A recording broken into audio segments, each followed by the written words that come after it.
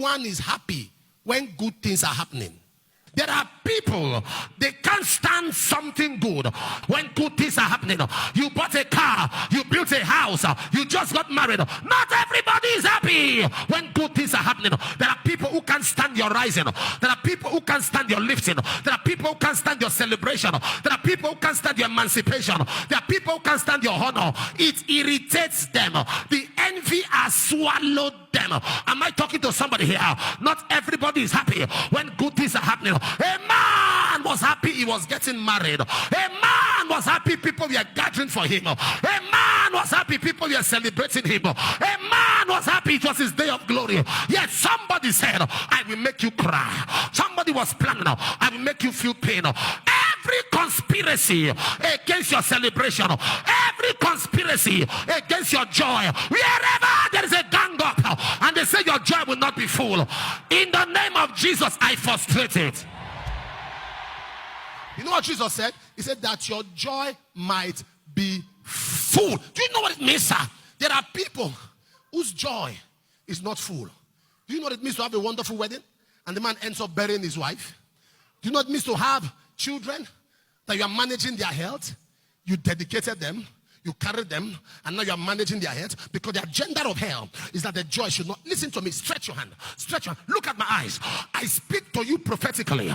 As your hand is stretched, anything attacking your full joy, it crashes today. Many people don't care how many people they hurt just to prove a point. You are angry with a politician because he did something wrong. And because of your anger at him, you want to frustrate him.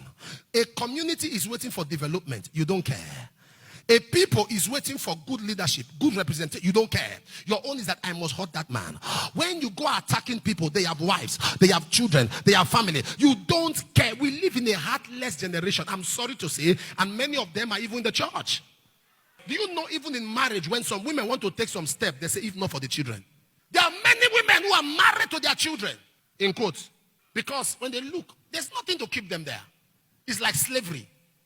There's nothing they are getting. When they look at it, they don't want the children to question them. To say, why did you leave? A generation that before you do something, before as a lecturer, you do something to someone, you think the parents may be struggling to pay the fees. We are in a generation that has no humanity. We live in a generation where people don't care who they hurt just to prove a point to one person. Some people want the satisfaction of, I say I go do you and I do you. But God go do them. The enemy doesn't fight your starting. He fights your finishing.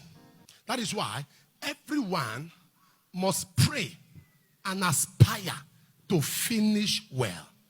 Because you are not called success until you finish.